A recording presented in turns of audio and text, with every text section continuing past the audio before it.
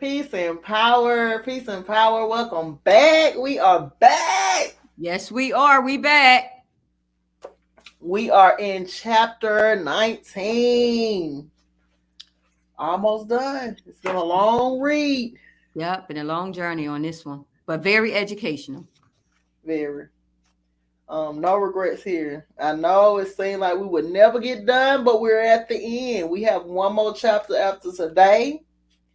It's been our pleasure. I've already started another book. I should have been recording it, but you know how you get into a book and you just trying to make it through. Mm-hmm. So I'm grateful for everybody that's been tuning in for from chapter one all the way up until now. I'm grateful of everything I've learned from this book. Cause still to this day, I can't call my dad and be like, "Well, what does this mean?" And so this has helped me a lot, you know. And the Yeah. last chapter will be chapter 20, The Anguish of a Non Select Man. Today we're on chapter 19, which is Awakening the Pleasure. And it looks like it's going to be good. What you think, Lisa? Yeah, I think it's gonna be real good. I think we're gonna get a lot of knowledge like we always do in all the other chapters. Right, I'm just, ready to hear what he has to say. right. Yeah. And if you want to take turns, I just now realized what you were saying with the last chapter. Like if we want to break it down to 5 and 5, it's up to you. Yeah, If you we want, can do that. okay. That way, y'all not getting so used to one voice tone and be done checked out like I be doing. Yeah. And then it gives you a break from reading for that long period of time since it is a Right, long chapter. Yeah. right. Okay, so did I start last week? You want me to start or huh? It doesn't matter. Okay? So I'll start. Yeah, because I think you started last week. So I'll start. All right. So we are in chapter 19. Oh, before we get started, don't forget to subscribe, like, share, and comment. Hmm. Tell a friend to tell a friend we own. Let me post it to my social media because I'm good at not doing it afterwards. So let me post it right now. Yeah, let me do that too.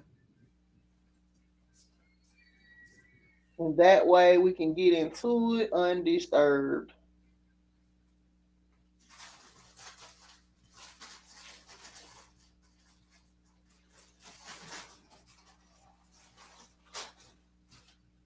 Mm.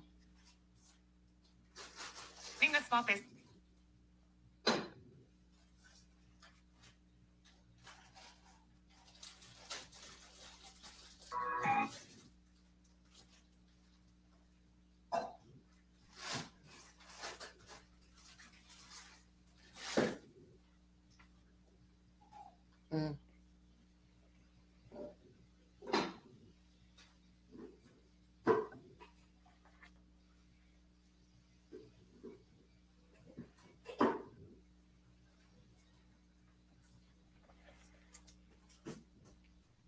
And I'm just sharing the link, y'all.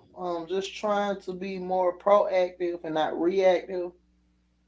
You can't say I want support from people and then they don't know when you're going live. And so that's what I'm focusing on. Just being more proactive, coming out of hiding into more leadership roles. And it starts with my own stuff. I can't even find the live. Hold on. Like, wait a minute. Okay. All right, let me get it over here. I hope everybody's doing well this retrograde. I love retrograde. This is a time where I get a lot done. And so I have been designing shirts for y'all, all my astrology lovers out there. I just love the astrology and I'm trying to learn it. So the more I work with it in different areas, I can learn it and memorize it. And so I hope that you all are ready to support. That's right. Let's get it. That's creative.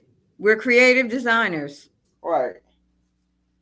Okay, so I just dropped the link and we're gonna let the Instagram people come on in too, because it does work. When I drop the link, they do come.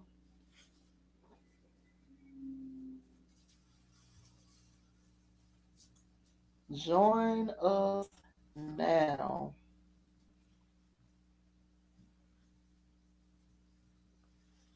Let me tag at apples.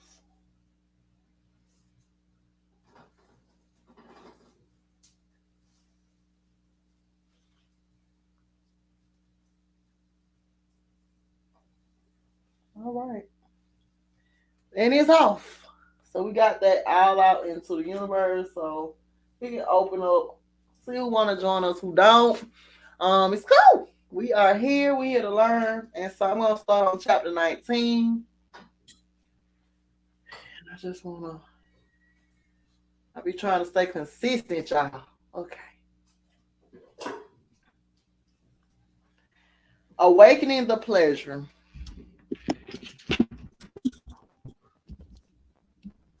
Then my phone ring. Let me mute. Hold on, y'all.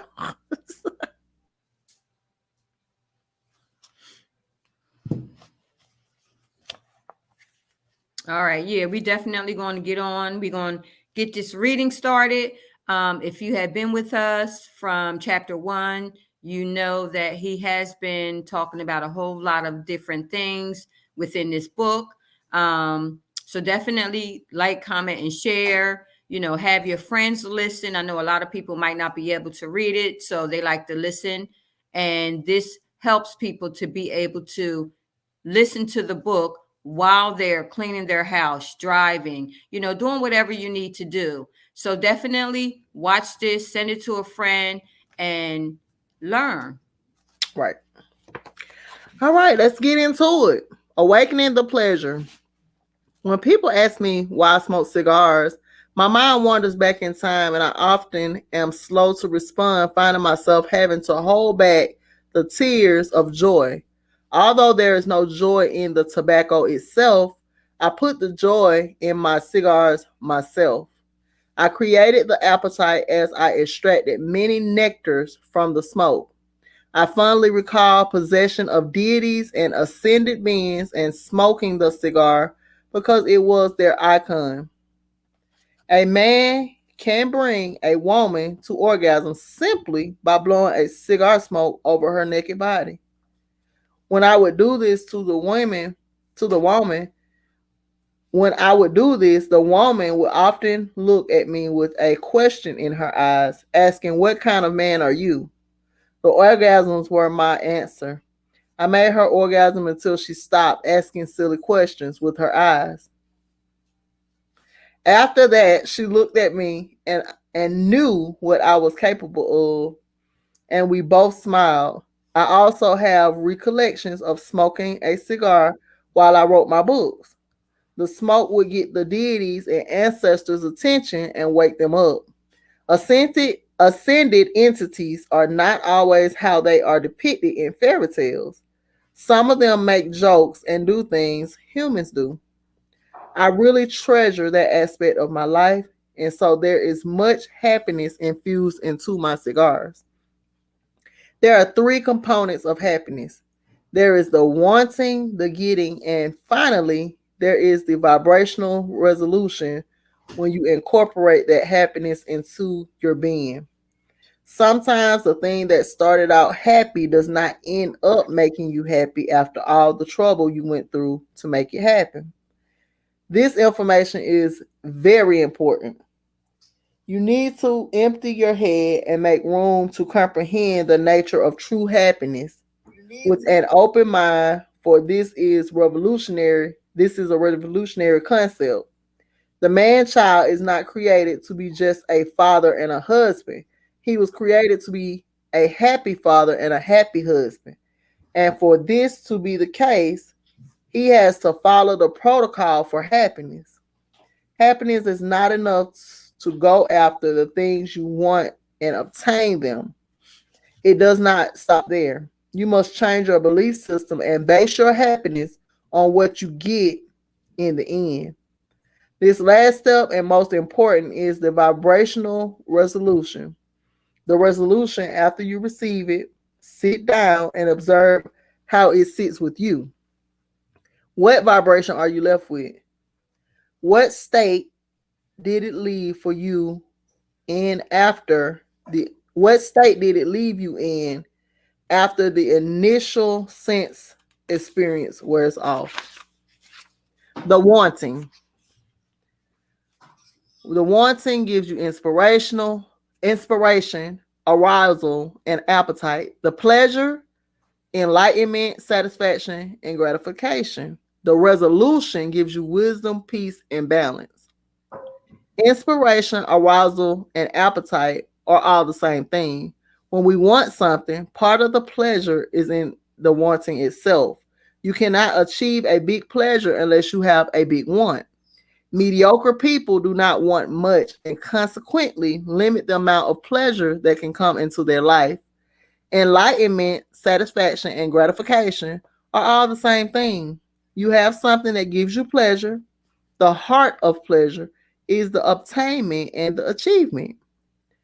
But you have to be careful to be sure the pleasure is authentic. The senses can fool you. The test is, do you want it again? If you keep getting this same pleasure, will you continue to get happier and happier? But if you do something to generate pleasure and it doesn't give you the same level of happiness as it did before, then the original happiness was not authentic. This means it really did not vibrate with your natal blueprint. You got what you desired, but your heart was not fed, and your longing in life is not quenched. So you have to change something in order to want this thing again. Now you are starting to understand. Most men stop here. After they get the pleasure, and herein lies their mistake. Remember, you next have to go through the resolution stage. Did you sit with the thing you got that generated this happiness or no? And check your vital signs. Did your vibration improve? Are you closer to being your highest and best self? If the answer is yes, the pleasure was authentic after you got the enlightenment, the info, the knowledge. Did it leave you feeling like you are truly wiser? After you had the big orgasm, do you feel at peace? After you ate that big tasty meal, is your body still in balance and nourished, or do you feel the food did not agree with your stomach? In college, I took a challenging course in advanced calculus. I really applied myself, mastered the equations, and passed the final exam. That night, I was feeling a definite sense of achievement by basking in the fact that I was a really smart sucker because I learned calculus. By the next morning, after thinking about it, I felt cheated because the course did not make me wiser. I could not use the equations in a useful way and realize I might only use calculus once or twice in my life. The reality is I have never used calculus. It gave me no wisdom, nor did it not vibe with me. And it definitely was not an authentic pleasure. When I was 8 or 9, my mom baked me a birthday cake, and boy, was it good. She said I could eat as much as I wanted, so I ate 4 big slices in 5 minutes and felt horrible. I wound up throwing up. It was not at all authentic pleasure because there was no balance, and I really did not even like that type of cake. It tasted good, so I convinced myself. In my 20s, I dated a gorgeous young cutie. Man, did she have a body. And finally, after much drama, we made love. She was frigid, stiff, and not feminine at all. Not at all feminine. The experience was such a disappointment, and I lay there very frustrated after it was over. I lay there wondering who was to blame. Was it me or her? I wanted to make love again, but certainly not with her. After the disappointing encounter, there was no peace, and I found that I did not really want her after all. I just thought I did. My desire for her was not authentic because I did not know how to tell what kind of woman gave me pleasure. With all these examples, the point is that the resolution after the pleasure is so very important. If you do not understand and appreciate how a pleasure experience will affect your vibration, you will just keep spinning your wheels. And instead of achieving happiness, you achieve stagnation. Woo! That was a whole word. Let's sit with that. He said, if you do not understand and appreciate how a pleasure experience will affect your vibration, you will just keep spinning your wheels. And Mm. instead of achieving happiness, you achieve stagnation. What happens when you realize you stagnant in that thing? Woo! Right. Okay. That was the whole word. Wow. Whole word.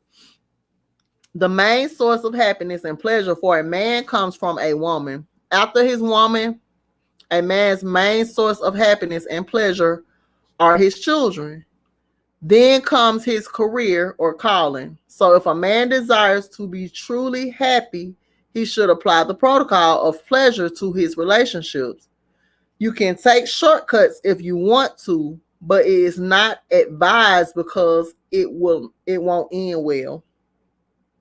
Worshiping God will not bring you the pleasure and happiness. Instead, a man should strive to become God-like and bring forth the God within yourself. The worship of God is the most counterfeit and non-authentic pursuit of happiness on earth. You are seeking something on the outside that can only be found on the inside. Find God in your woman, your neighbors, the earth, the flowers, and in the creation of beauty.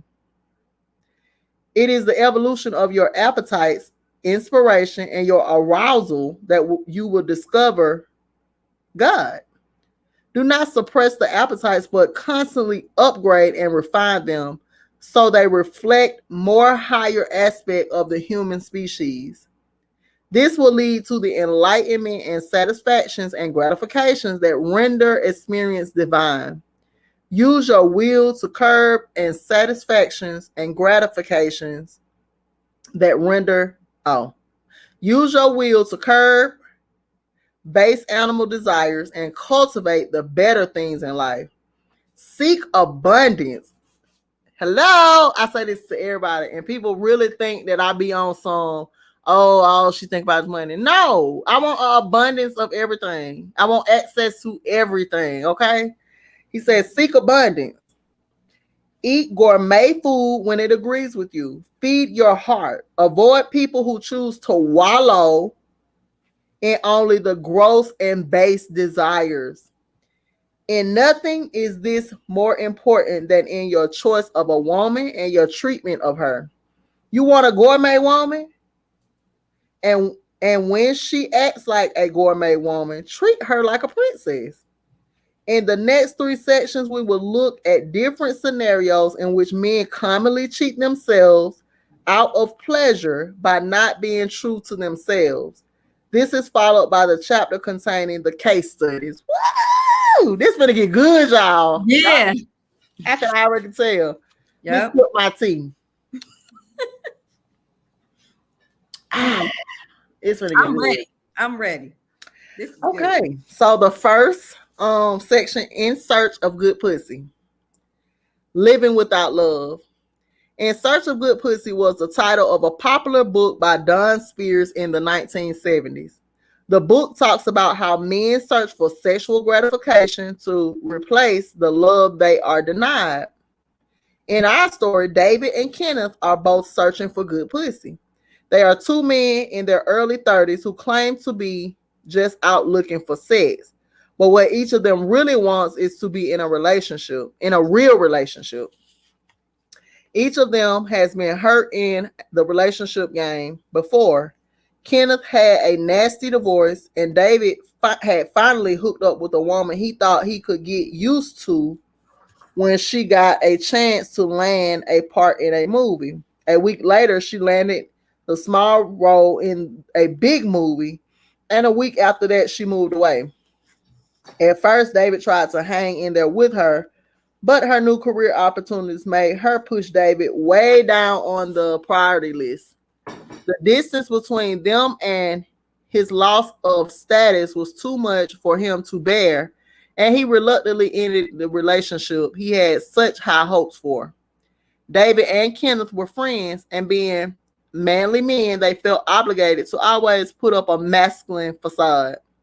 To the world, they were just two secure single guys out enjoying the dating scene. But they could see through each other's facade. But to the code, they never spoke this truth. But true to the code, they never spoke this truth. The book, In the Search of Good Pussy, describes the social status of so many men today of all races. They are seeking gratification on a surface level to replace a deeper, more spiritual fulfillment that they have come to believe is out of their reach. They must keep up appearances. It would not do for other men or women to know how much they felt unfulfilled. David and Kenneth had jobs, drove decent cars, and owned their own homes. They were not losers.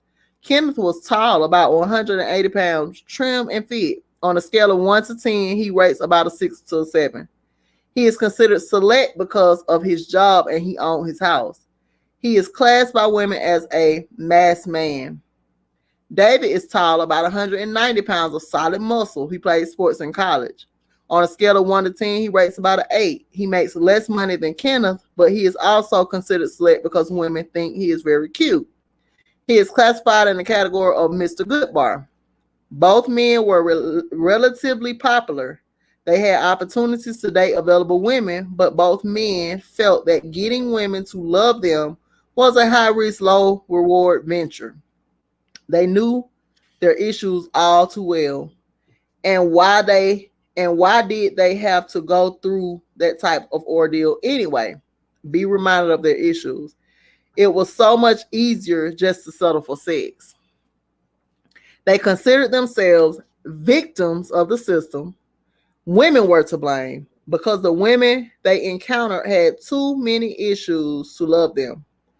At least that was their side of it.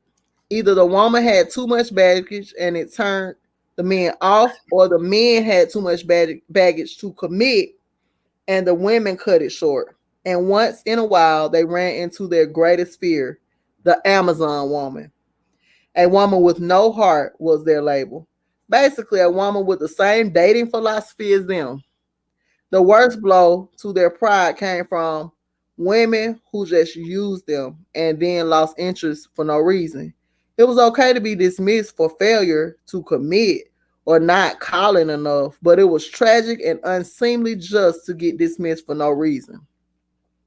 What Kenneth and David failed to consider was that men of their father's generation were responsible for shaping the attitudes of their female peers into what they had become.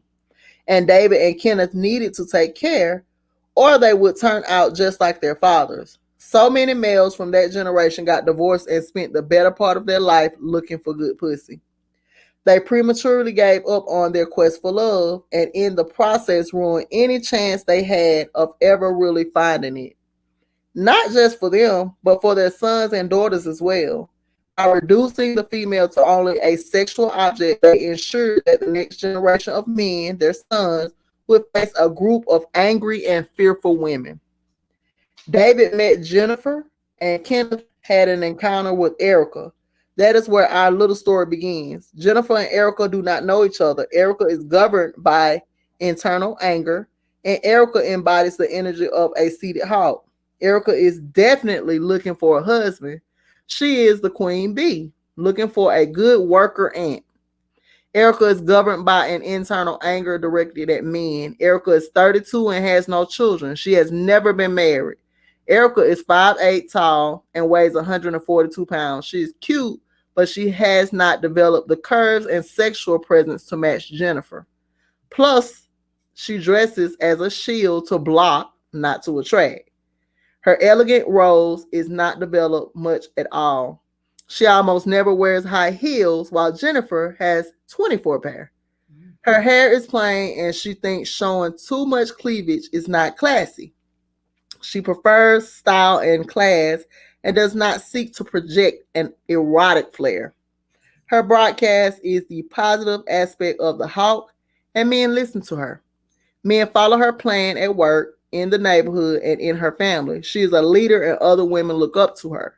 She has more male friends than female, and she bosses them around. It comes natural to her. Erica is bossy and sometimes even controlling. She has no trouble getting men to be friends with her, but finding a romantic partner has been difficult. Into her life has come a man to woo her. He is searching for good pussy. Kenneth is dating Erica, unsure of where the encounter will lead. One, I just want to make sure. Ooh, That's a lot right there. right, 4 or 5. Okay, so you want to do the next section in 5? That was 5 pages. That Oh, was 4.5. 4. Okay. So do you want me to pick up here? Yeah, 3, Okay. 4, Okay. and I pick up in the next. Oh, do you want me to keep reading? Because you know I can go. No, you can just pick up 186, Jennifer and David. Okay. Okay. Kenneth and Erica. Kenneth is very dissatisfied with his relationship history. For the most part, he has failed at relationships, and he tells himself that a serious relationship is not for him. His standard procedure is to just tell women what he thinks they desire to hear. He is not seriously invested in the outcome, having little hope that it can be positive. But deep inside, he hopes the next woman may somehow be different. He is doing everything to discourage a real relationship. But deep inside, he hopes in this he will fail. He and Erica have been dating for 3 weeks. It is still new. Erica leads a very externalized lifestyle. Her main focus is her job. She pretends during this time to broadcast a positive version of the elegant roles. She has been wearing more attractive attire lately and focuses on her personality, her career, and life value objectives. With Kenneth, she decides to perform the old bait and switch routine. Lisa, Huh? did the screen go out on your side? Because it went out. Uh-uh. I mean, okay. You can't see me? Well, it both of our pictures went to spinning, so I don't know if because the last thing I heard you say was when you was talking about Erica Lee's yeah, it went out. The whole thing went spinning, but hopefully it got it. Okay. You think, can you see us again now? Yeah, I can. Okay. Okay, so I'll go back to where it says Erica leads. Um, Erica leads a very externalized lifestyle. Her main focus is her job. The cultivation of her feminine energy is not a priority. Pleasing a man is not a priority. Really, she is mainly looking for a man to please her while she continues to pursue her career and life value objectives. With Kenneth, she decides to perform the old bait and switch routine.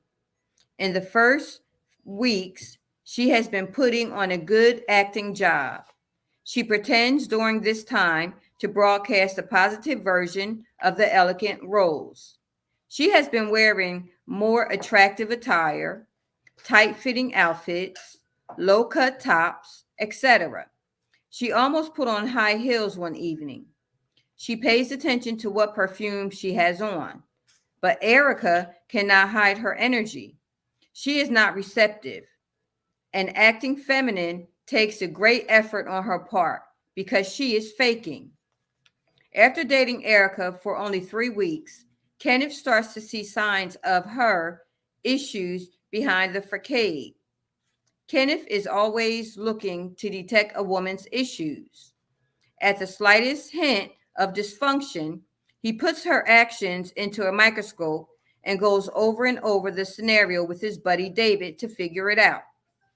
Kenneth was very impressed with Erica at first. Erica had so many good things going on. She had a good job, no children, and she seemed to know where she was going in life. She showed maturity and, in many ways, demonstrated that she could compliment a man in many ways. On his second outing with Erica, he became concerned that Erica was just looking too serious. Just when they started to have fun and things were headed in the romantic direction, Erica would change the mood and start to ask Kenneth a lot of questions about some serious topic. On the third date, Kenneth noticed that Erica got very upset at their waitress over a small matter. The waitress was cute, and Kenneth made it a point not to even look at her. But Erica still seemed overly annoyed at the girl for no reason. A red flag went up in Kenneth's brain. He and David talked about the waitress thing for half an hour. It did not take long before Kenneth saw a glimpse of the regular Erica. Behind her smile, Erica was angry. Kenneth also noticed that Erica was a bit controlling. In the fourth week, Erica got a call from her half sister. It was about her father, and the call really upset Erica. When Kenneth and Erica about her wait a minute. When Kenneth asked Erica about her father, she released a torrent of angry criticism of her dad. Apparently, he had not been there for her growing up, and now she resented him tremendously. Her dad had left her mom when Erica was 3, and he went to stay with another woman, the mother of Erica's half sister. But he did not say he did not stay with the second woman long before they too split up. The half sister was trying to patch things up between Erica and their common father, but Erica was not having it. Kenneth discovered that Erica had a lot of angry. Kenneth discovered that Erica had a lot of anger directed at a lot of people. She was angry at her boss, her dad, her ex-boyfriends, and her landlord. He and David had a second long conversation about Erica. Most men know that women with father issues usually give men a harder time. David advised Kenneth to cut his losses now, and get out. But Kenneth decided to continue seeing Erica, but place her on probation. The reaction of women to men in the bedroom does not hinge entirely on the male performance alone. Kenneth thought he was good in bed. He was good for 10 to 20 minutes most nights. When in bed with him, women were normally vocal and responsive. He was never sure who was faking it and who was not. Kenneth tried not to think about it. The woman brings something to the table that determines what the limits of her reaction are going to be. We can, for example, stake women. Wait. We can, for example, say create a measure of the sexual reaction of women to sex using a scale of 1 to 100. The highest rate of response is 100 points, the lowest rate of response being 1. Using this scale, Erica would grade only 18 points maximum. Erica did not have the rose energy active. Erica was in the group of women who are non-orgasmic. No matter what Kenneth does, Erica only has the capacity to respond so much. If Erica met the most attractive man alive, she would become very highly aroused, but sex still would not result in an orgasm. It was very frustrating. Erica was attracted to Kenneth. It was not that he had a cute face, but more his body and his manly ways. Kenneth had a deep voice and a manly posture, but she pretended that he did not move her at all. Erica did not dress seductively, and she was visibly uncomfortable in the romantic settings that Kenneth created. Kissing was awkward for her. Erica decided to sleep with Kenneth because she knew it was expected of her. She did not want to lose him to another woman. The night of their first sexual encounter came, and Erica was very nervous and anxious. She did not seduce Kenneth. She did not burn candles or put on silk sheets on the bed. In her mind, she was doing Kenneth a big favor. She thought her role was just to take her clothes off and let him have her. There was not much reaction on her part. She enjoyed the sexual episode, but she did not have an orgasm or even lubricate much. Really, she did not become that aroused, but this was normal for Erica. Erica did not feel much in the sexual department until the man made some emotional investment in her. Of course, after all that waiting, the event was a big letdown for Kenneth. Kenneth thought he was good in bed. At least the reaction of other women to him was a lot more intense.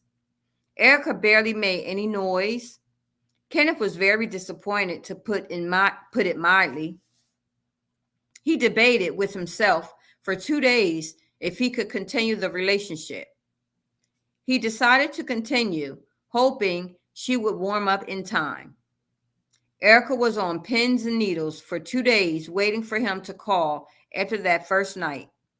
Finally, on the third day, Kenneth called her, but his tone was different. Of course, Erica's girlfriends told her to heat things up a little. So she invited Kenneth to go dancing, and Erica put on a dress.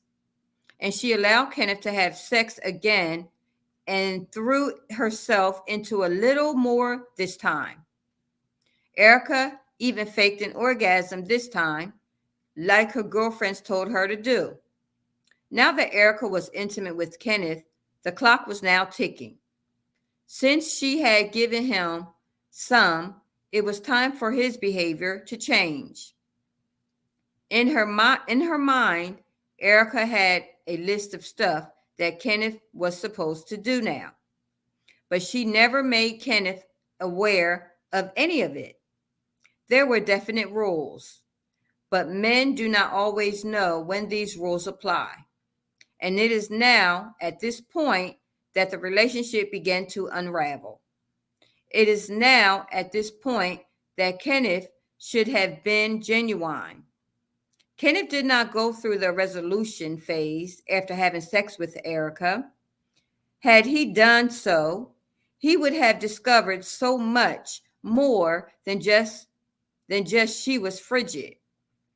Kenneth was not been Kenneth has not been a superior man, but this crossroads with Erica gave him an opportunity to change. Kenneth was stuck in a dark age programming. The crossroads point. This is the crossroads point. Erica and Kenneth reached out. At this point, the relationship still had a chance to be saved. If the correct actions were taken now, they could both end up with what they wanted. The first time a couple is intimate is sometimes the crossroads point. Or maybe it is the first time you meet his family. The crossroads point is when the dynamics of a new relationship start to shift. It is when one party in the union changes course. It is that critical point in the relationship when your issues surface and either the man reacts or you react. Status. After the first time, Kenneth was disappointed with the sex. Erica was already on probation, but Erica still had many good qualities that mattered. Kenneth still wanted the relationship. He had hopes that the sex thing might improve. Up to this point, Erica is feeling Kenneth, but she does not have the elegant roles, and her negative pleasure broadcast is killing her standing. But she is not really hosting any real communication with Kenneth. It is all a facade. She is so focused on what her girls say that she is missing all the negative signals from Kenneth. Erica is ready to move forward. Kenneth is starting to pull back. Erica felt that since she was not sleeping with Kenneth, the clock was now ticking. In her playbook, Kenneth now had 3 months to get serious with her, and from that point, she felt she had the right to intrude on his privacy. She checked out his credit report. She gradually exerted herself into other aspects of his life. And more, Kenneth saw Erica display her anger, jealousy, and tension to the people around her. But in her distraction, she neglected to address the basic stuff. Erica never put her cards on the table with Kenneth about her issues with men. If she gave him the real history about why she was so angry, maybe he could understand. Then tell him that she would never direct her anger at him. Ask him to help her heal this place in her heart. This would have pulled the male into the issue with a positive spin. And Erica never get real with Kenneth about the sex.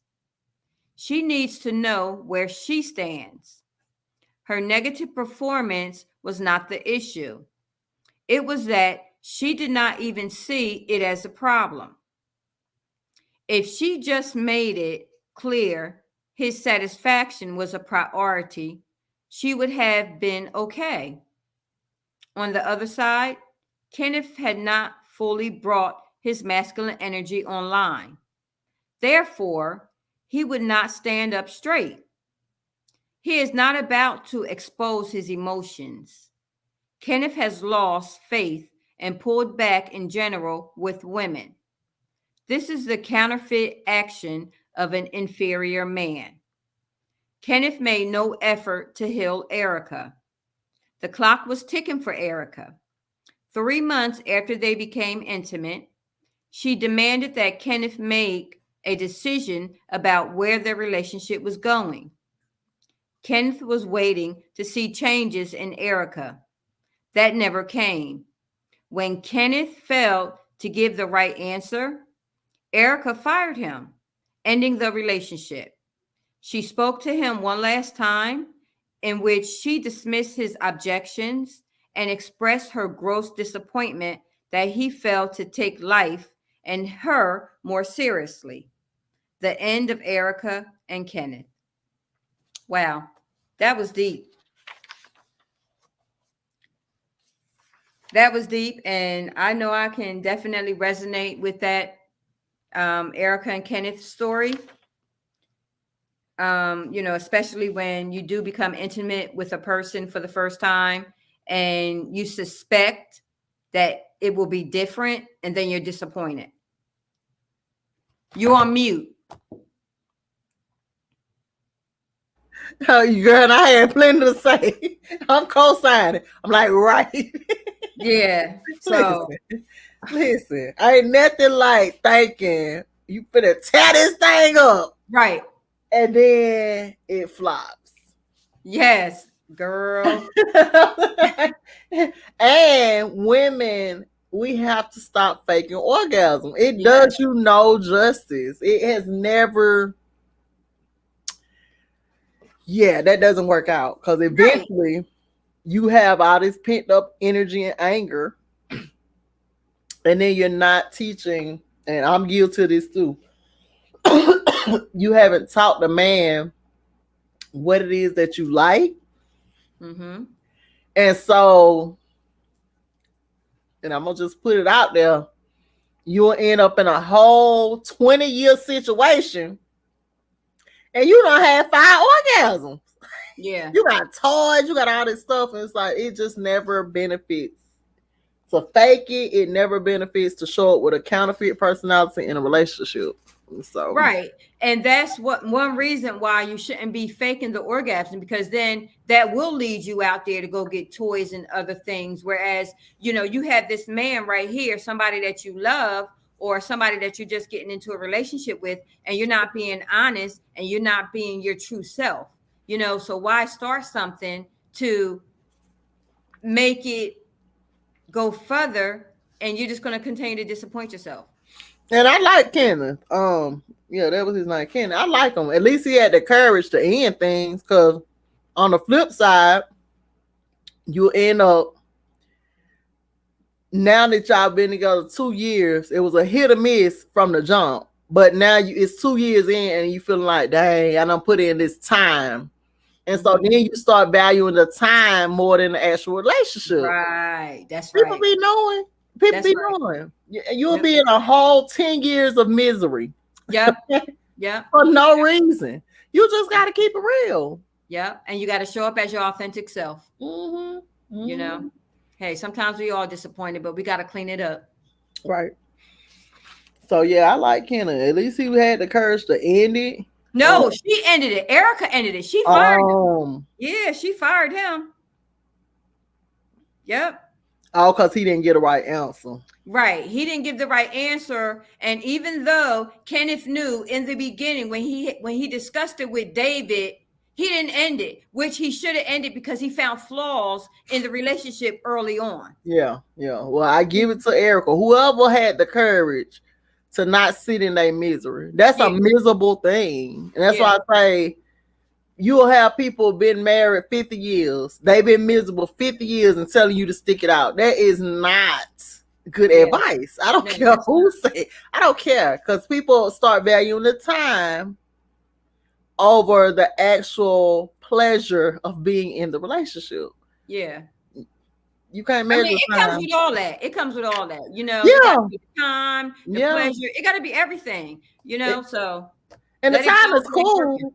Don't get me wrong. Shout out to those of us who have endured years of relationship. That's cool. Yeah. But if you knew that you weren't happy and you stayed and you advising other people to stay and they ain't scratch that. Yeah. Scratch it. Yeah. Because it sounds like misery love company. There you I, go. yeah, yeah. I like Erica. She didn't see what she wanted and she like, yeah, I ain't finna be 5 years in and I'm Uh-huh. still waiting. Shout out to her. Yeah. So Yeah. we're I get gonna get it. into Jennifer and David. Let's see what they story talking about. All right. Jennifer and David. Jennifer is governed by sexual fear. She embodies the energy of the elegant rose, but she does not yet have the other three archetypes to balance it out. Jennifer does not know exactly what she wants, but she means to have fun while finding it out. And she is not too concerned about who gets hurt in the process. In this episode, Jennifer is 30 years old. She has a very seductive shape. She weighs about 135 pounds and is 5'7" tall. Jennifer wears things which are form fitting. She dresses as a magnet to attract, even when she is not trying. She sends off erotic vibes. She is broadcasting the positive, elegant rose, and men pick up on this. She knows that she knows they all want her to have sex with her, but beyond that, she does not understand what motivates men. Life to her is like a game or a show. She wants to enjoy the show, but a man has to come into Jennifer's life who wants more than just games. On the surface, David is looking for good pussy, but what David really desires in his heart is to be loved and healed. Jennifer is too filled with games and fears to do either. Jennifer refused to go out with David at first, but after a while, she consented to go out with him. She told David not to get his expectations up. But the way she came across, she did not sound serious. It sounded like a standard line of hers. David was used to being around attractive women, and he had seen all the games. In his mind, he had no idea of what Jennifer's bottom line really was. He did not know if Jennifer was playing hard to get or if she was really aloft like that. This was the part of the game that Jennifer liked, being chased, admired, flattered, and pampered. David's first goal was just to get in those panties. Jennifer had it going on. Without trying the subtle things, she did turn him on. He kept up the chase. Jennifer decided in the first 5 minutes of their meeting how things were going to go. There might be some sex after a while, but nothing more. And David would have to put in his time before he was getting any of that. And David played her game, and soon he got his reward. One night during the week, Jennifer called him and announced she was coming over in a few minutes. She wanted to catch him off guard. When she arrived, Jennifer had on a long coat, but it was not that cold outside. Underneath her coat, she had nothing on but bra and panties and heels. David's eyes were that big. His heart was pounding fast. He enjoyed a night of hot pleasure. David went to work the next day with a big smile plastered on his face. He felt that he had rocked Jennifer's world last night. He thought that now he had rocked her world, she would stop playing hard to get. But he was wrong. His ego was fooling him. In fact, she did not rate his performance in bed with the top 10. Jennifer was just being Jennifer. Jennifer reacted wild and intensely with every man in bed.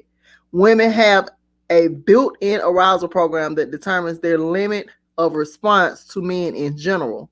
Jennifer was generally more responsive in bed. On the 1 to 100 scale, Jennifer would grade at 33 points. This is versus the 18 rating for Erica. Jennifer had not one but several orgasms with David.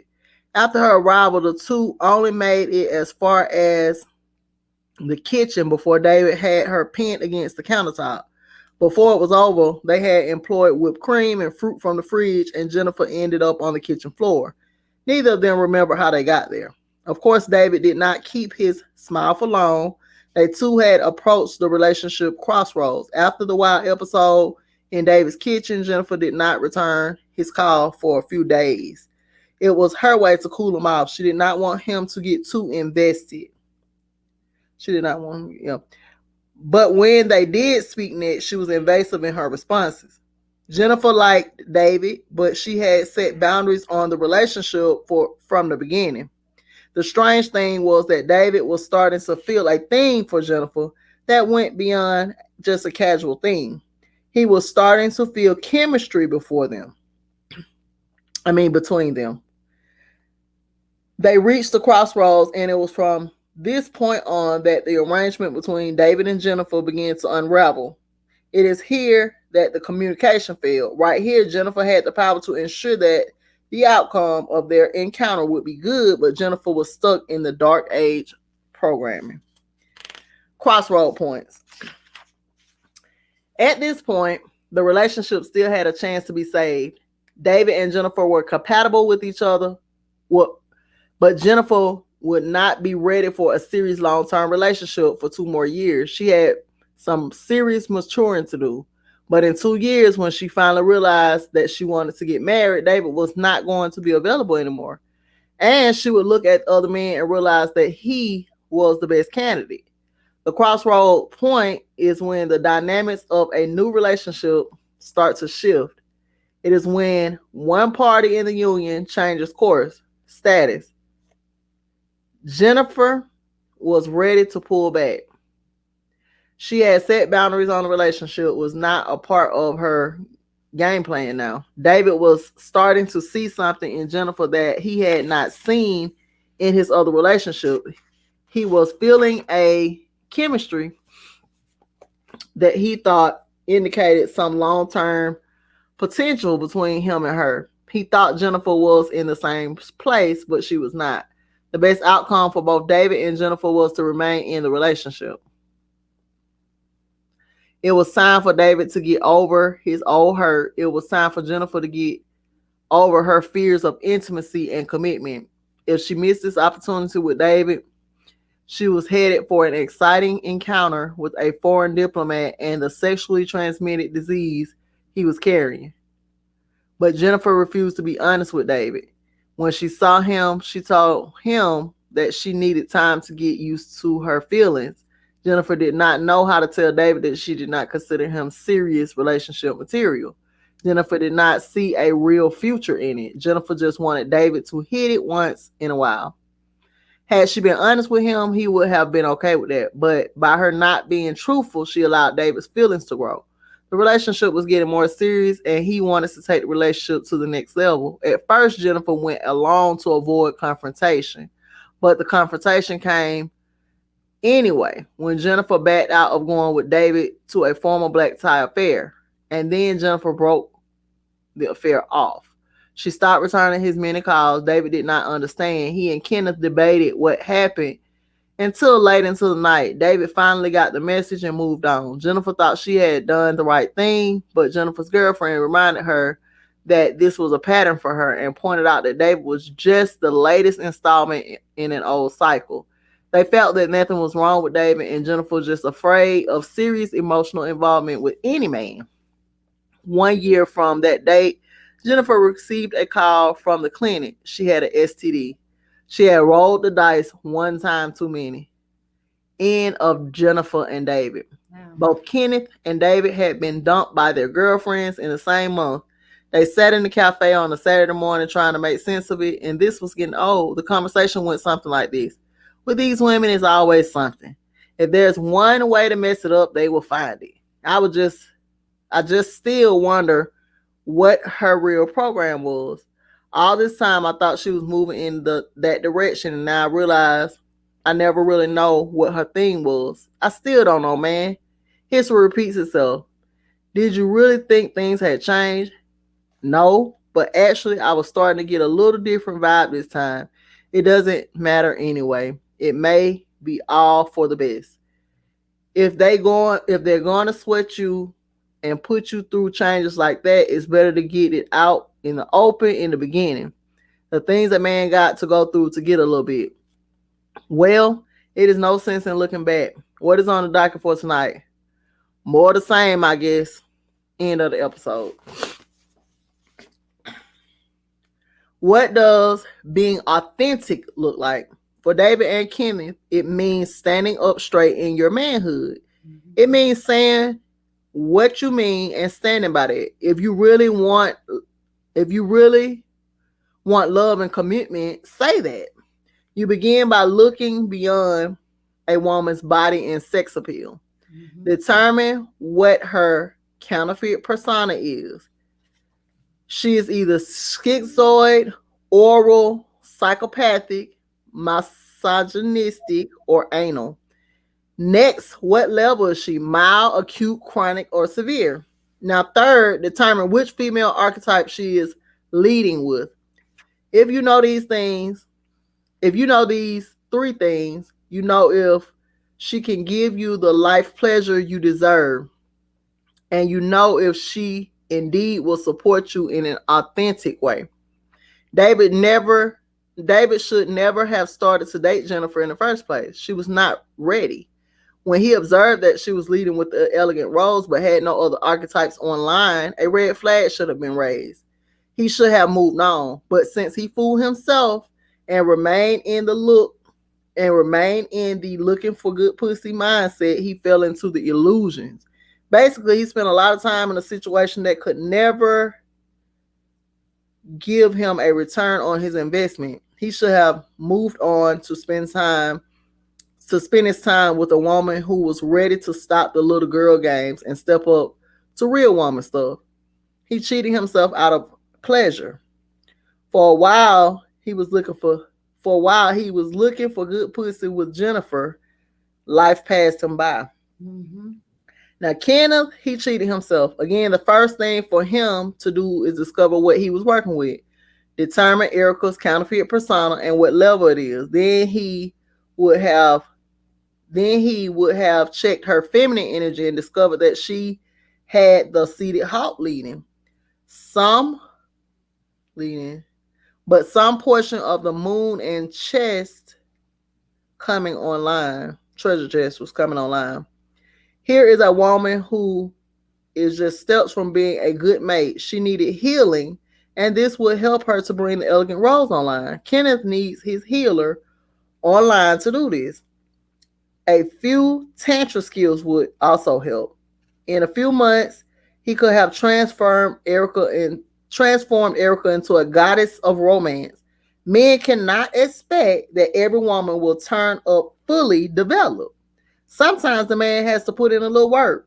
It would have been worth it. Erica would have given him the pleasure and the support he needed to stop just looking for good pussy syndrome and actually achieve it. While Erica certainly made mistakes, Kenneth could have pushed through and worked it out. Ooh, that's the whole thing because we all, male and female, expect people to just show up. Yep. What kind of You got work to are put you in the gonna put in? work. You got to put in the work. You gotta put in the work. What kind of work you gonna put in? Yep. Think about the four worldviews. Life is a game show, a treasure hunt, a charity event, or a contest. Examine the woman in front of you and decide which female archetype she is leading with. What would it take for her to develop more of her feminine energy? When a man encounters the deep seated anger we spoke of, often he just turns away inside. Men can easily become bitter and cynical and full of apathy. When they come to the crossroads, the weak man will just walk away. But often it just takes some authentic talk, frank attitudes, and simple observation to work through tough issues. The natural way is perfect. Nothing else needs to be added to it. We need only to cultivate what is there. Mm-hmm. But each man, each woman must choose to reject their history and be simple and authentic. Now, here is the most difficult to do than in our sexual life. Yep.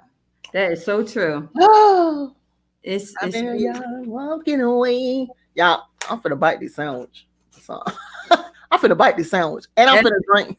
that's crazy because I'm gonna pick up here, but with Jennifer and David's story, it's a lot of females a lot of times do present their elegant roles. They Mm, do show up as elegant roles, but you never know, like David said, if they're ready or not. right. So, Honestly,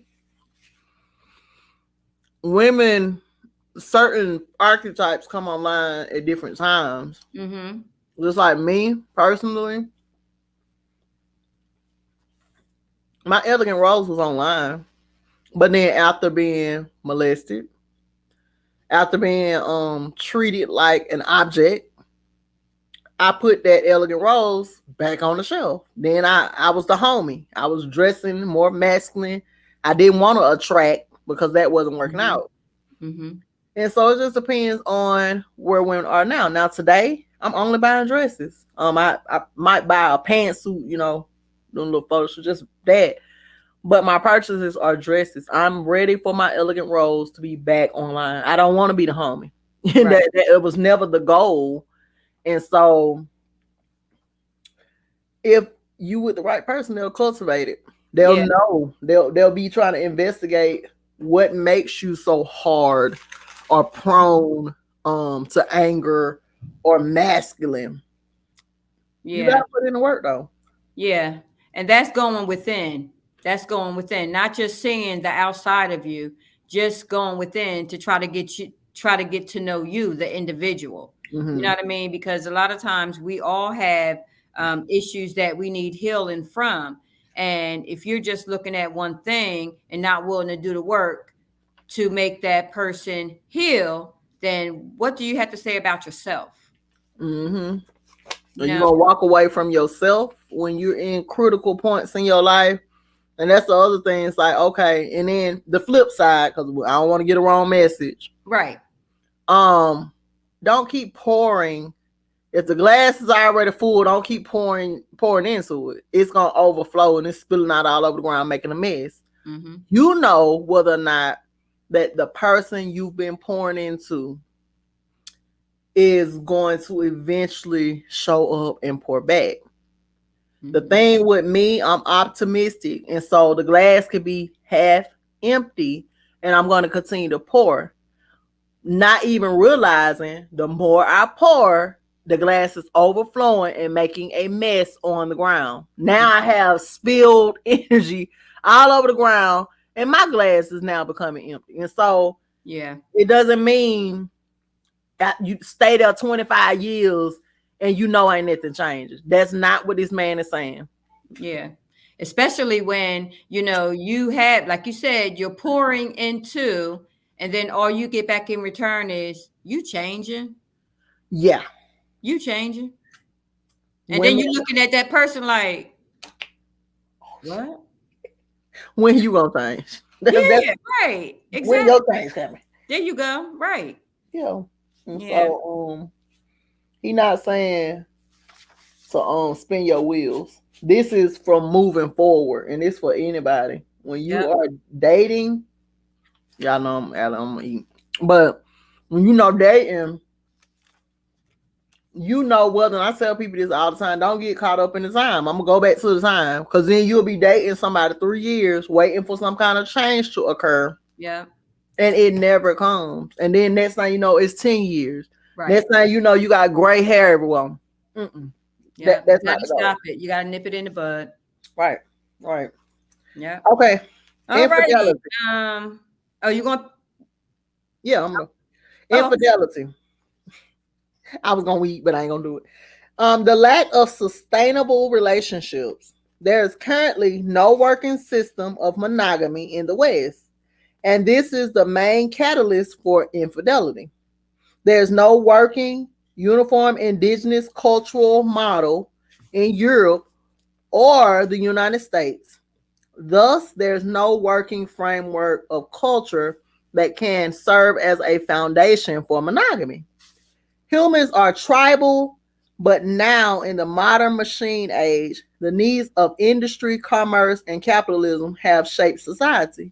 What indigenous tribal culture that used to exist have been gradually erased by moving people into dense urban population areas or population centers from the farms. The indigenous culture is hindered by the fact that people live in urban areas that do not form communities. People are employed and are people are employed and the large companies that control their time do not encourage culture, but they indeed discourage it. The last remnant of the culture is the church or the temple. But there are so many versions that there is no uniform code or cultural norm. So the religions today are no longer spiritual systems with the power to shape social culture. They are basically social fences seeking to keep the herd from going past restricted limits. Culture is primarily shaped now by the media, and this version of culture is a machine culture. Even the people operating the media themselves have no uniform culture. Monogamy is no longer required for the lifestyle imposed on the people by urban ecologies and corporate demands. Monogamy is something women want, but even when they get it, there's no culture in place to enforce it or to give it purpose. What we have in our society is the facade of monogamy, not the real thing. Most people who think they're in a monogamous relationship are in fact sharing their mate. Infidelity is common with both males and females committing the offense. Over the long term of a relationship, both men and women are more likely to be guilty of infidelity than to remain true to their partners. This is the added dynamic of bisexuality today. Not only do women cheat with men, but they cheat with other females. Not only do men cheat on their mate with other women, but they cheat with other males as well. My takeaway point is this: if the system of monogamy is flawed and has no basis in culture, then of course you are going to have infidelity. What we have in our society is the facade of monogamy, not the real thing. Most people who think they are in a monogamous relationship are in fact sharing their mate. To compound the problem, men today are having a problem developing their full masculine energy. Thus, no matter what model of relationship you attempt, the men will, of course, tend to undermine it. For the most part, women seem to embrace the concept of monogamy as an imperative. Without a contract of monogamy, women feel it is impossible for them to fully invest in a relationship or obtain the full measure of what life with a man has to offer. Most females maintain the position that it must be monogamy or no relationship at all. There is no middle ground. There's no in between. Men are forced to choose. If they fall in love with a woman, they must concede to a long term relationship and monogamy or hit the bricks. Women force men into monogamous relationship whether they are ready or not. The fact is, men do not want the monogamy, but must agree to obtain relationship status. Thus, most men are dragged into monogamy against their will while it serves no real purpose.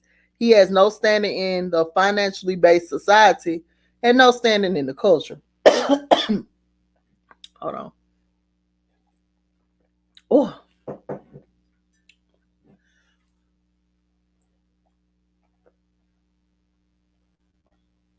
let me drink my tea. Hold on.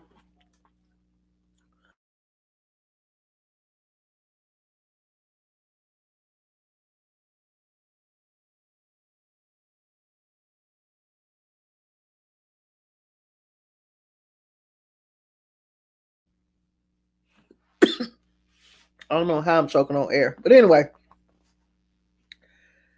but the odd thing is, neither the religions, the schools, the companies, nor the families provide training for a male to withstand monogamy. Hold on.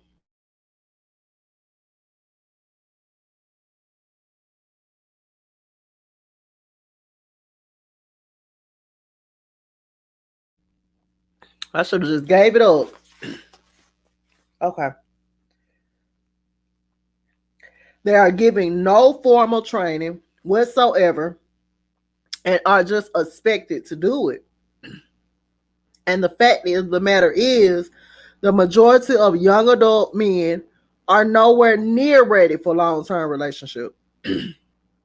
They are even less prepared for a long term relationship with forced monogamy. Failure is certain. Even a stranger. Women have the actual expectation that men will adhere to female demands for monogamy. Men crave stimulation. The yang male is always looking out, seeking new interaction and adventure. He thrives off of arousal and change. Males crave stimulation and are very intolerant of things that remain static. The male worldview on monogamy is negative. He sees the long term relationship as a trap, as a prison. This is because it often becomes a prison for his spirit when he is dealing with the underdeveloped female. Males like risk. Females are naturally risk adverse, especially when they have children. Women want security. The male is a predator. He is a wild thing from his teen years into early adulthood. The attempts to tame and domesticate him are doomed to failure if there's no supporting culture. Now, having said that, men can accept monogamy and will thrive under its frame if certain conditions exist. They must finish puberty and engage all four of their male energies, and the woman involved must move out of her juvenile stage and embrace her full feminine power. All men who reach the superior man stage enjoy monogamy, partly because of the children and because they can invest so much more in a single woman than in multiple women. If one woman is giving him everything he needs, why have two? In this scenario, the man chooses monogamy. It is not a harness placed on him. In these scenarios involving the superior man who chooses monogamy and his woman is mature in her feminine energy, you will find that infidelity will cease to exist. Male patterns of infidelity start in childhood. He enters puberty with a disposition toward infidelity because he is copying the model he sees in outer society. Remember, he lives in a society that has no cultural base. If a boy, his mother divorced, his father then this sets the stage for his subliminal programs in support of infidelity. You may tell a child it is bad to cheat on your mate, but they will always follow the models they see in their environment. Hello. Hello, hello. Yeah. So this was very important, and especially when he said when you get with a female, this is a book on males. Of course, we already read the female, but when he said when you get with a female and she's not out of her juvenile stage, Mm-hmm. um, being that we have no culture, there's no programming and no support to assist men or women out of these stages. And I can say, me personally, probably just got out of my juvenile stage and reading these books because Yeah. it points to certain stuff, and it's just like, oh yeah, that ain't cool. And Mm-hmm. so it's very important. We don't have, me and Lisa was just talking about this before we got on here.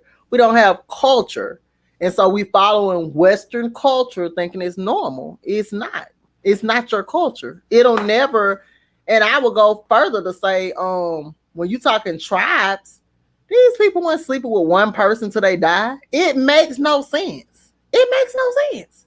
I don't care how used to a person you get, eventually y'all gonna do all y'all gonna do together. Okay? It's like eventually it gets routine. It becomes routine. And that's cool too if you like routine. But most people don't. And so I Yeah. don't want another relationship of mine to become duty. That's what gets heavy. You doing everything out of duty. Mm-hmm.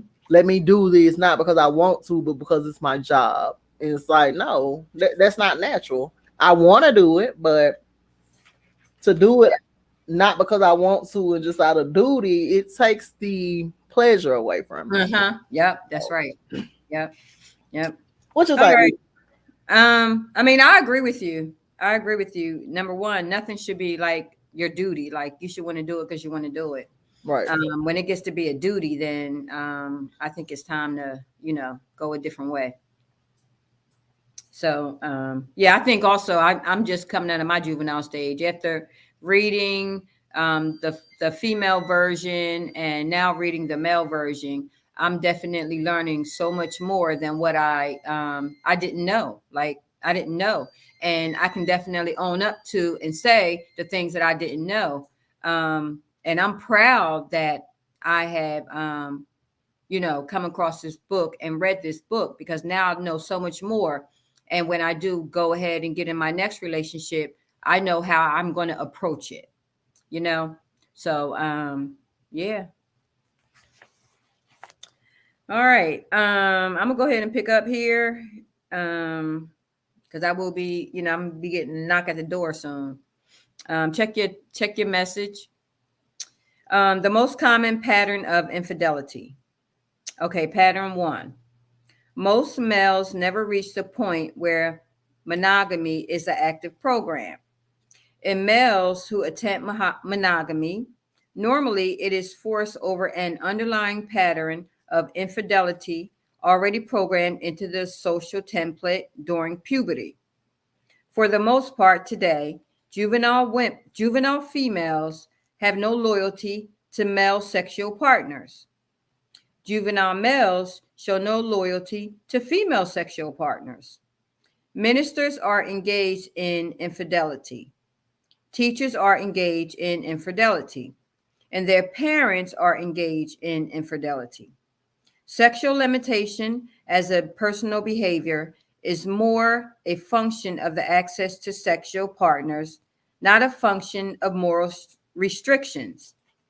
This, thus, it is typical for teens, both male and female, to exhibit a pattern of hiding their sexual activity with new mates from the exclusive partner or partner under the illusion of exclusivity.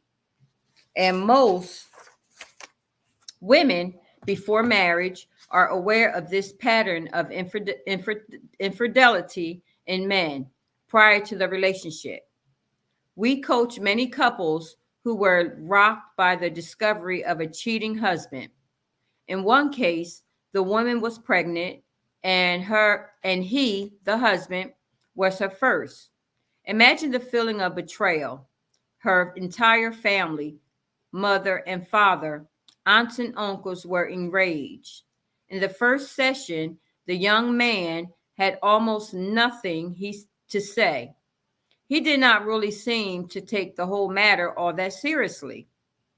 After pulling him to the side, away from his wife, her sister, and the wife's mother, I sat and silently looked at him. And just looking into his eyes, we knew. We did not ask him, but told him with his sexual experience was during his teen years. He confirmed that he had as many sexual partners as he could manage. When asked how often he was faithful to one mate, his response was never. He never considered being faithful. He just considered his risk of getting caught and hid his tracks well. He never counted on the fact that his last female conquest harbored a strong dislike for his wife. She seduced him for the purpose of getting back at his wife. At a first opportunity, the woman told the wife and presented proof. In his mind, this was not his fault. At a future session, it was explained to his wife about his pattern of infidelity, the history of infidelity in his family, and his general emotional detachment from sex. We were surprised when she responded that she was very aware of this history, but assumed that he would change after marriage. That is why she decided to become pregnant. The wife said, I thought becoming a father would fix his infidelity problem. In the first common cases, the adult male enters into a long term relationship without being fully mature and having no training. His masculine energy is still in a developmental stage. He normally only has one archetype of energy partially online. His female mate tends to have significant Amazon attributes. In other words, her yang energy is highly cultivated, while her yin energy is less developed. She is attractive physically to him, but her take charge attitude is a turnoff. At first, she suppresses her yin side, but as the relationship progresses more and more, he sees that she wants to wear the pants in the household. She insists on playing the role normally intended for the male. She will, of course, run into increasing conflict with the male in this regard. As his masculine energy matures, he becomes increasingly less tolerant of any other male energy in the household. It is like having two men in the house. In the sexual sense, her excess yang energy becomes increasingly less attractive. One day, the male finds that he feels an irresistible attraction to another woman. It is not that she is more attractive than his mate, but his energy magnetizes him. She is a yin feminine female. He may resist her, but in a few weeks or months, he meets another. On the other side, he is no longer fully aroused by the mate. There may be some residual attraction there, but not much. He feels like he has been going to bed with a male in a woman's body. And then one day, when he gets the opportunity to be with a woman who is more yin than his mate, he goes for it. It happens fast and without warning. The next thing he realizes, he is sneaking around with the yin female. He finds these episodes very compelling and hard to resist. He is not thinking straight. And then, of course, he is caught. Of course, things go downhill from there. He will get caught sooner or later, and the discovery of his infidelity will injure his mate and shatter his image of himself. He will begin to see himself more clearly and understand better that he is immature. Wow, that was deep. Say, man, that was too deep. Okay, he Yeah, he really just spoke my whole life. Okay, yeah, yeah. so That was Lisa, deep. let me say this: if you are a masculine sign as a woman, You have to be careful with that energy. Even though you can put out the attraction signal, when that thing comes to you, you still have to remember to mind your masculine energy. Now, with that being said, men, just because your woman is a masculine sign, that does not give you the right to cheat. What it means is that she's been through something where Mm-hmm. she was hurt and she just had to fend for herself. And so you have to pour that healing energy. Your healing archetype has to come online, not for you to Mm-hmm. become resentful towards her or check out. That doesn't work for anybody. That's right. And this right here, it keep everything in. You don't want to be on her crying, but that just spoke to my whole relationship. That's exactly what happened, in a sense. And so, yeah, that is deep. Okay, That is. That is. that was deep. Yeah, that is. Okay. So let's go to the second. Okay. The second common pattern of infidelity. Pattern number two. The second most common pattern of male infidelity involves money.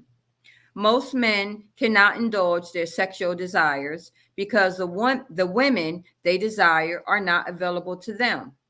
To take this chance, a man is looking for a woman who is somewhat attractive, and she needs to be more yin and feminine than the first woman. But the reality is that most attractive women have options, and there are not a lot of feminine yin women out there anymore. So money becomes a factor. The man with the money have the most options. The pattern involves a married man who begins an affair with a single, never married female who has at least one child. The female got pregnant early, probably during her teen years, and as a consequence, has financial issues. The father of a baby is not supporting her. Often, the young woman is out here on her own or living with a mother in a strange relationship. After the young single mother endures 3 or 4 years of this, she is looking for financial relief. The woman is looking for a male sponsor.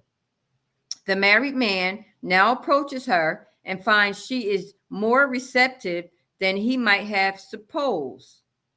Maybe in a normal situation, she might have been out of his league, but due to his financial standing, she gives him some of her time. She likes him and he is generous with her. She decides to become his silent mistress. He helped her with money issues and a shoulder to lean on, and she provides him with the sexual favors he so desires. Often these women prefer married men because they are not yet ready to marry, and they chose men who might not otherwise be eligible because it gives the woman more leverage. If the man is equal to the woman in attraction, she does not have much leverage. Also, once the affair is over, it is easier for her to leave. Mm, The primary motivation for the male in this situation is to have intimate access to an exciting, attractive woman that normally might not give him the time of day. This is a dream come true. Not only is she perhaps more attractive than his wife, but more importantly, she is attentive to his needs. mm. His contributions to her count and she shows appreciation for him. He feels her genuine appreciation. This probably improves his sexual performance in bed immensely. Pause. Wait a minute. I mean, this man better get out my business. This man better get out my business. Wait a minute. Wait a minute. And this just makes me think, and that's why I say, even in cheating, whatever, I don't get mad at the woman. I don't. Me neither. She I got her never own did. stuff going on. That just described everything that was on the other side. Period. Yep. Yep. Yep. Wow. Okay. I always go right to the male because the male, they know. They know what they're doing. They know they're in a relationship. They know they're married. Always go straight to the male. Never the Yeah. woman. Never. Period. Okay. It said Mhm. she had children, y'all. That's what it is. And Yep. also, she would not be normally attracted to him. She just needs some financial relief. Yep. So I, Yep. listen. Yep. Okay, all right. Okay, so here we go. Third common pattern of infidelity. The third common pattern of infidelity involves an older man and a younger woman. The male is 35 years plus. The female is at least 10 years younger than him. Most men make mistakes and regret many of the decisions made in the early part of their adult life. They reach a place in their life that is unexpected. It may not be bad or good, yet just not where they might. Wait a minute. It may not be bad or good, just not where they thought they would be. Then, in their primary relationship, the female mate begins to grow apart. But because of kids or other reasons, he does not seek to end the primary relationship.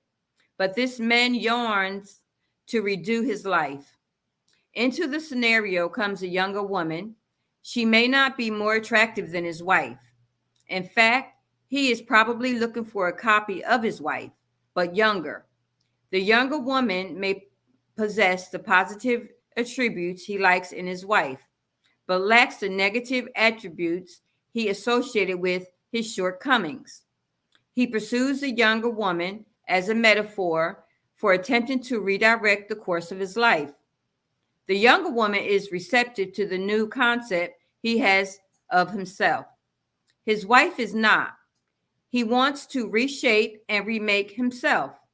His wife will not or cannot divorce herself from his past mistakes and the image of that. He cannot change or revise himself in her eyes. And so the man withdraws emotionally. He just goes through the emotions of it. Often, the wife does not even notice, so fixed is she on her own course. And he begins a hot, passionate affair with the other woman, with the younger woman. And these are numerous patterns of infidelity. Whenever the relationship reaches the crossroads, you must be aware. If the woman becomes pregnant, there is an added risk of infidelity. The possibility of a child does funny things in the mind of the male. He wonders if he can shoulder the great responsibility of a family. He believes these are his last few months of freedom. There is pressure on him. He has established a pattern of regular sex. Now, his mate is no longer able to make love to him. The pressure builds, and he may seek a release outside the marriage. It is not really a sexual thing, but a safety valve. The same holds for a death in the family. There is a loss, there is grief. The burden of sadness weighs heavy on him. It is a marker that shows life is not forever. He looks around to see where he is on the journey of life, and he may seek to have an affair at this time. The male spirit is strong in some ways and weak in others. Men fear death. They can face death easy in battle or in a fight. A man would die gladly to protect his wife or children, but he fears the slow loss of life. He fears losing his chance to live life fully. These are the signs that a woman should beware of, that he is growing older and his dreams seem to be slipping away. At these times, he can grow closer to his mate, or he can seek consolation in the arms of another woman. Mahogany is not the province, the preference, sorry, of the spiritually immature. A man should have well developed masculine energies in place before they can really work monogamy for real. Of course, if you just want to pretend, then go on. But you need to really have your ducks in a row before you can vow to love the same person for the rest of your life, for the rest of your entire life. Before you jump up and vow to love someone forever, you need to make the investment in yourself so that you can back that vow up. What makes you think that you are not going to make any of the major personal mistakes that terminate relationships? For a man to be able to live up to his vows, he must have a level of spiritual maturity. His full masculine energy needs to be online. A lot of men are writing those monogamy checks, and a bunch of those checks are going to bounce. It does not matter if he went to college or what church he belongs to or what his corporate title is. He cannot go back up such a vow unless his masculine energy is there. Men have generally lost the respect of the feelings of women, and men have pulled back emotionally from relationships, dating, and marriage. This is especially true of young men. Many young men would prefer to play video games on a date with a young girl than to try and work through complex personality issues. The female side of the relationship dynamic has become a complex minefield. Typically, the modern young male is not even remotely interested in going there. The tactic and motive of today's young men is to look for the lowest hanging fruit to pick. He is not trying to climb any trees.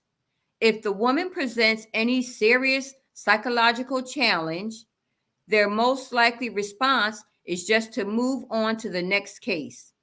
If she is very feminine and supportive, they may just overlook any issues and try to just push ahead. What is the reason and purpose for a woman to enter into a relationship? What is the underlying motivation for a male to seek a monogamous relationship? Most people want love, validation, family, companionship, and pleasure. But the social forces in machine culture are pulling the sexes apart, not seeking to push them together. Without training and spiritual development, two people still in their juvenile stage are unlikely to be successful in their attempt to navigate the sexual minefield. In the pursuit of sexual pleasure, men often sacrifice more important things and wind up cheating themselves. We advocate honesty and sincere communication. The poison generated from infidelity kills trust. And so, in an effort to obtain pleasure, he in fact diminishes his pleasure. If a man desires another woman, he should tell his mate plainly. Make every effort to assist the woman to mature. Often, the first woman can satisfy his need for pleasure if there is just a little healing or a little training. If he insists on seeing another women, if he insists on seeing other women, then at least avoid having outside children. This leads to less pleasure, not more. And in his pursuit of pleasure, he should avoid showing disrespect to her because this inevitable leads only to outcomes where he cheats himself. Understand the dynamics of appetite, inspiration, and arousal. The superior man controls these things. He does not allow them to control him. When he abandons control, most often he cheats himself out of pleasure. Um, I gotta step away for a minute. Okay, I'll pick up. All right. Yeah, so that was good. I don't know, y'all. What y'all think? If Check in, y'all. Where's the participation? We got one more chapter after we finish this one. Yeah. I'm gonna go back to what I just learned. The most common pattern of infidelity, 1, 2, and 3, honey. That was so deep. That was deep. All of it. I'm gonna go back and read that again. Let me get into so I can go and wrap things up. Expanded sexual response. A central theme throughout this book and a cornerstone of the Grand Trine philosophy is the fact that men do not complete the puberty process. Young males emerge from the puberty stage with some physical maturity, but very little of the psychological, chemical, endocrine, energetic, and DNA activation that are meant to come online.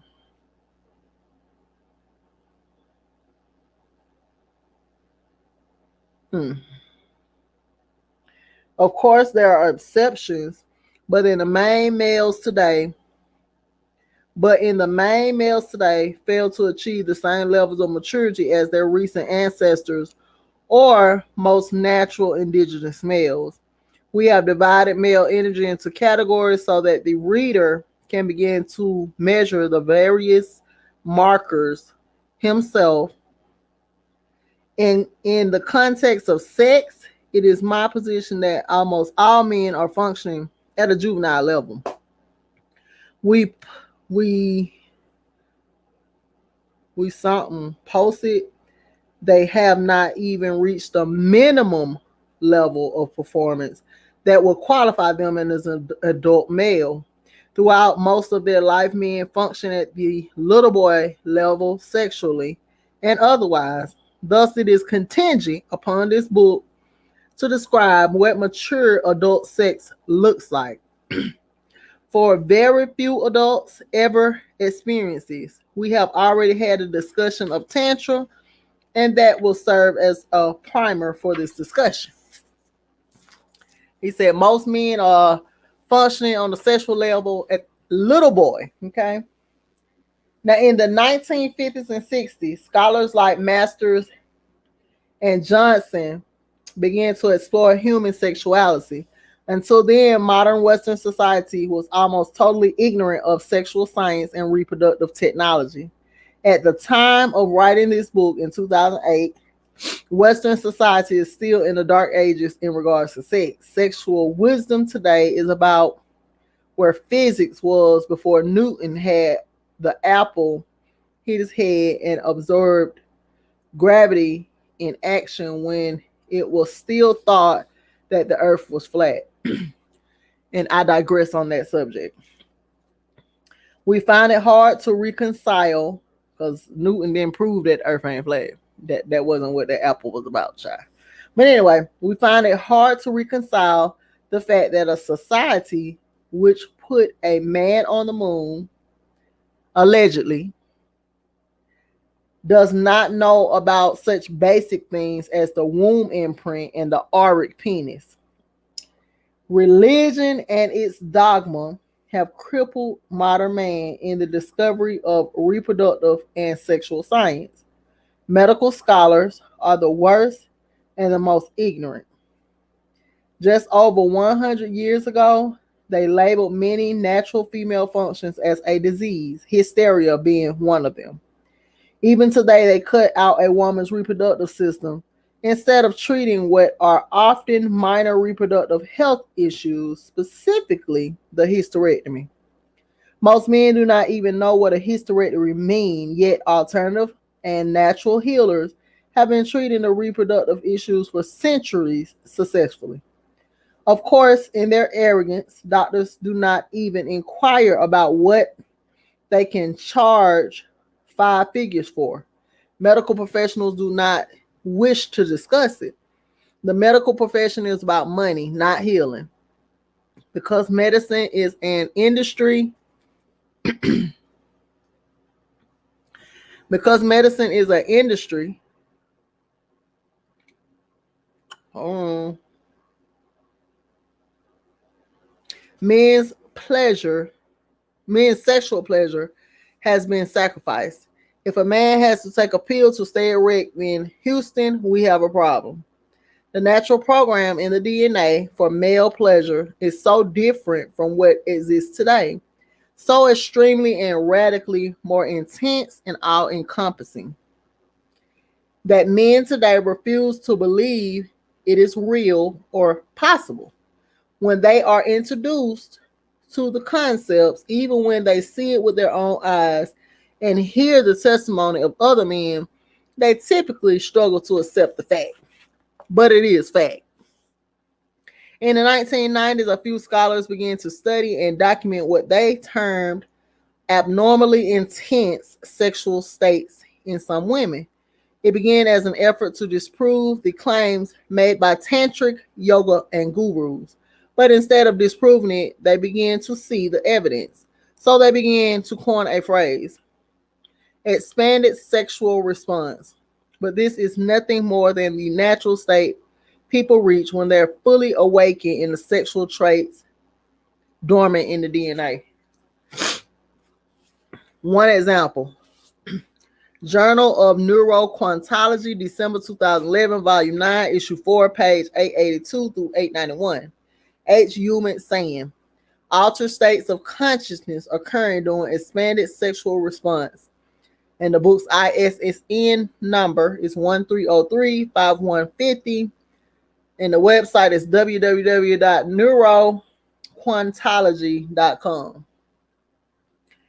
Expanded sexual response, which is ESR, has been defined as being able to attain long-lasting and or prolonged and multiple and or sustained orgasms and or status orgasmus that lasted longer and more intense than the classical orgasm patterns defined in the literature. And that's saying 2011 AC. So that there's a whole study, I just said at www.neuroquantology.com of elongated orgasms. And yes, I'm smiling. I'm gonna go over there and see what that's about. Now, in tantric literature, similar reports of enhanced orgasmic experiences have been reported for both males and females.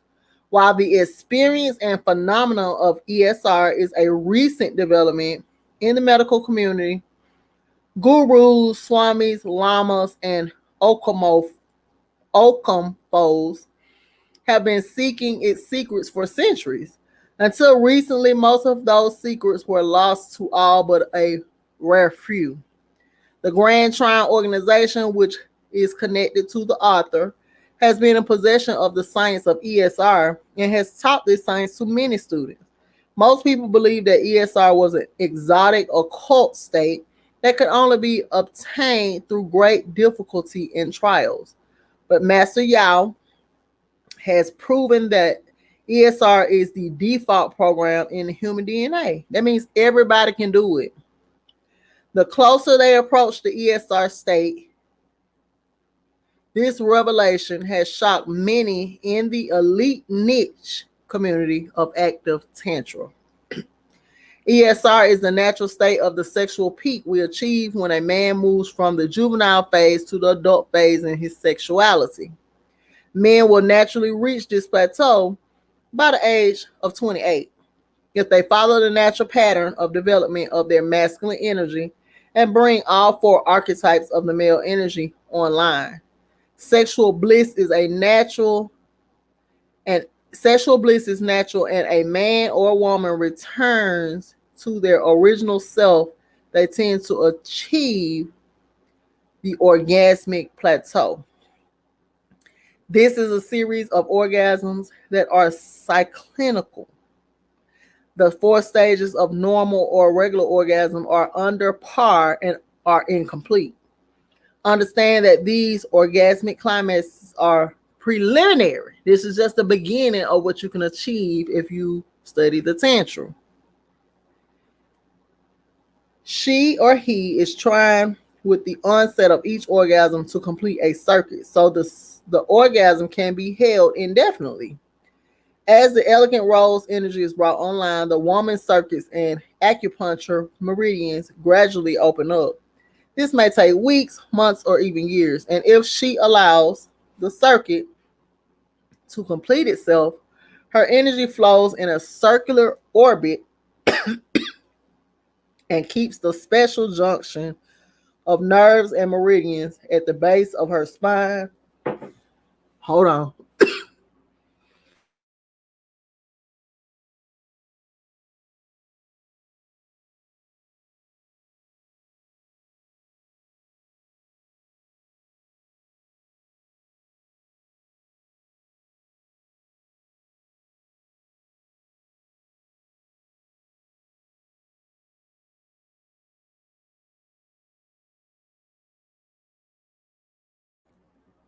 Okay.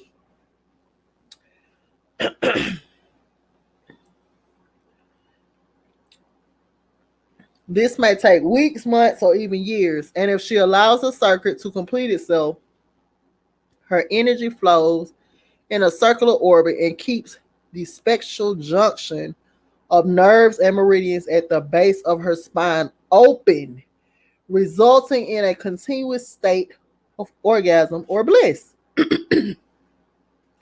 This may last for 10 to 20 minutes at a time, depending on the woman.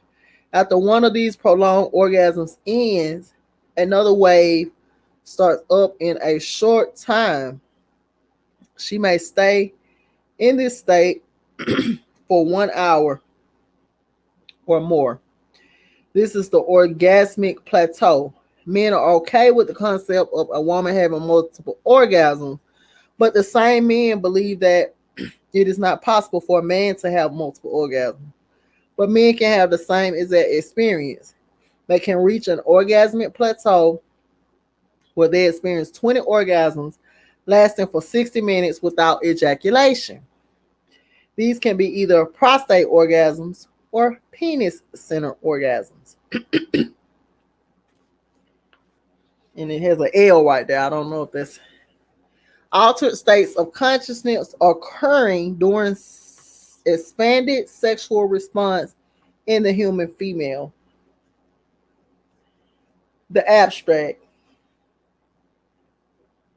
expanded sexual response, ESR, is a recently defined phenomenon.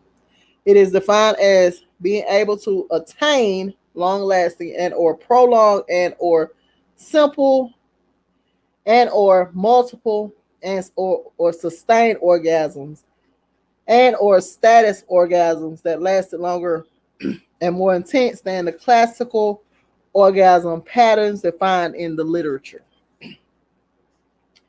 During our detailed preliminary survey to investigate the claimed ESR phenomenon in some particular women, we also investigated the subjective feelings and altered states of consciousness, ASC, during very intense and prolonged orgasms in the women with ESR. During our preliminary survey, 72 types of different subjective feelings and ASC patterns were described in the 47 women with ESR. Among these were depersonalization, out of body experiences, flying, dying feeling, petite mort, ecstasy, rapture, explosion, feeling, quivering, earthquake feeling, flooding, absorbing, spurting, bliss, shuddering, intense love, unreal, surreal, voyage to nature, seeing light flashes, color flashes, geometric shapes, figures, peacefulness, physical and spiritual warmth, loss of controls, spreading, flowing, mystical experience, unification with the partner and or the universe, deja vu, crying. It is concluded that in some particular women with ESR, some of the very intense and prolonged orgasms induce a form of ASC, of which mechanism is not explained yet. Prudential, pelvic, hypogastric, and vagus nerves An oxytocin pathway is involved in the development of female orgasm. We hypothesize hypothesize that blended nerve activation among these four nerves during ESR may be inducing extraordinary subjective feelings in ASR during profound female orgasms. For nerve theory of female orgasm may explain the ASC during ESR to some extent. Also, involvement in dopaminergic, serotoninergic, noradrenergic, opioid, prolactinergic, and oxytocinergic pathways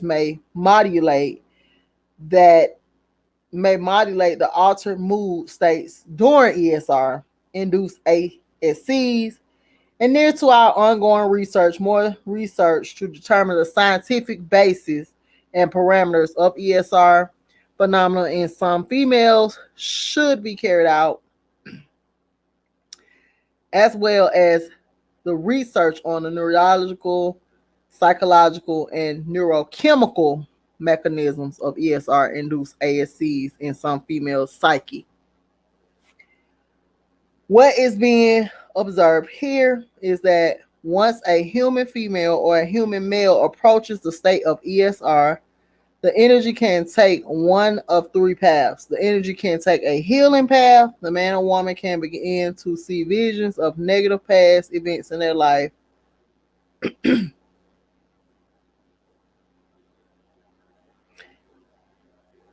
At the time they are doing tantra table work or engaging in sex, they feel pleasure, but the visions they see are negative things, normally associated with pain. What is happening is that the sexual energy is healing them. The old negative memory is being dislodged from the fat cells and discharged from the body. It also tends to cause toxins to leave the body, especially in the liver, testes, and prostate, and this is the healing path. In other instances, the man will see gardens, waterfalls, or visions of fantasy and dream. These may be erotic visions of women who appear super sexy. In this case, the sexual energy has taken the bliss path and will bring him intense pleasure. This is a valid path. In other instances, the male sees geometric figures, cycle imprints, colors, and mystical scenes. He is experiencing enlightenment. If he persists, he will find that he has been enlightened in some aspect. The sexual energy has followed the path of enlightenment. All three paths are valid. Okay. So that was that on the book.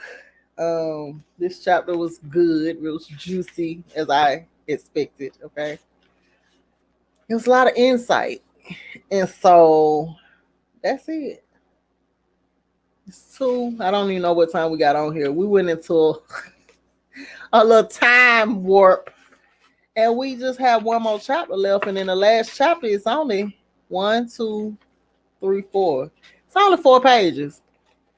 If Lisa is open to it, we'll get back on here later and just finish the book. This is it, y'all. This book was so good. But yeah, I'm gonna go and get out of here. Go and go. I hope that you all enjoy your day. We're almost done with Awakening the Master Masculine. We read Awakening the Master Feminine. I think that was last year. I can now say last year. It was last year. It might have been a year before that, honestly. I don't remember. Everything just blends with me. But I hope you enjoyed it. Don't forget to like, subscribe, comment, and share. Don't forget to go to our other social media platforms and show us some love. We have worked very hard for y'all reading this book. It was very deep and healing. We have brought healing to the community by just reading. And so I just want to get out of here. Peace and power to everyone. And I'm out.